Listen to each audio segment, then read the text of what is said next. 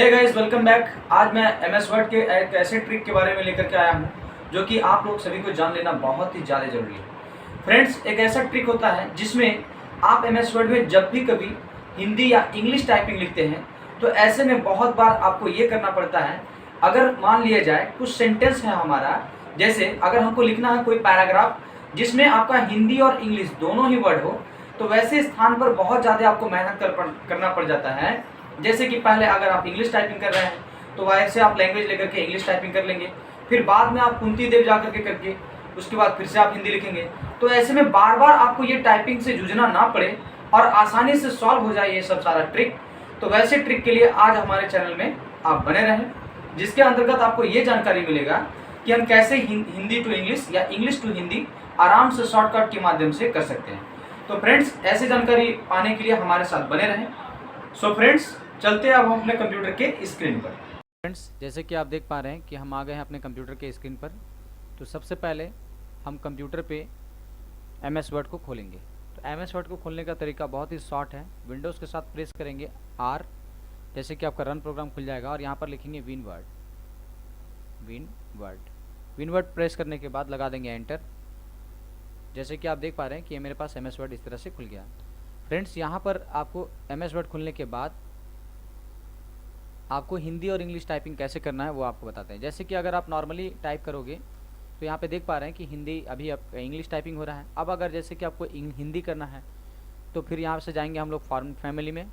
Font family में जाने के बाद यहाँ पर आपको देखिए हिंदी का बहुत सारा दिख रहा होगा। पहला वाला जो है आपको ले लेते हैं, फिर यहाँ से हिंदी लिखेंगे। आप यहाँ हिंदी लिखने के बाद वापस से अगर हमको इंग्लिश लिखना होगा तो फिर से यहाँ पर हमको बार बार जा करके फ़ॉन्ट चेंज करना होता है। तो ऐसे स्थिति में बचने के लिए हम क्या करेंगे, एक शॉर्टकट ट्रिक को जानेंगे। ये शॉर्टकट की इतना ही अच्छा है जो कि आपको कदम कदम पे काम आएगा। तो इसके लिए हम लोग क्या करेंगे, शॉर्ट ट्रिक जानने के लिए यहाँ पर जाएंगे फाइल में।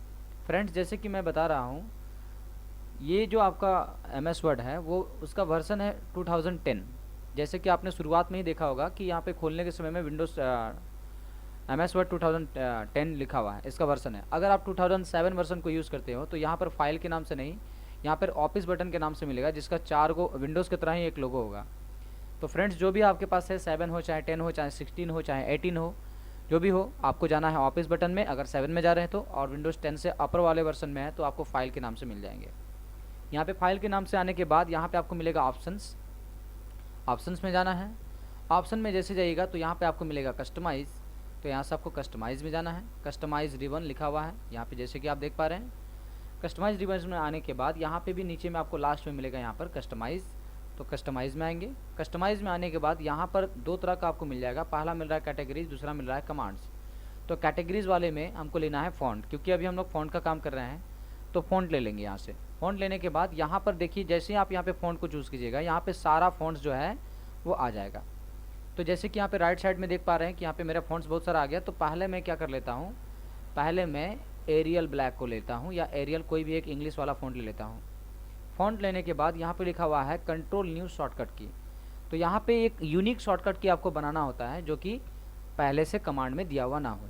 सपोज़ दैट अगर मैं बात करूँ कि इसमें अगर मान लीजिए हम कंट्रोल सी लेते हैं तो कंट्रोल सी से कॉपी होता है, कंट्रोल बी से बोल्ड होता है। तो यूनिक शॉर्टकट की यहाँ पे यूज़ करेंगे। यूनिक शॉर्टकट के लिए कंट्रोल के साथ 1 प्रेस कर देंगे। तो ये जैसे कि मेरा हो गया यूनिक के साथ शॉर्टकट की। उसके बाद यहाँ पे कंट्रोल 1 लिखने के बाद यहाँ पे असाइन कर देंगे।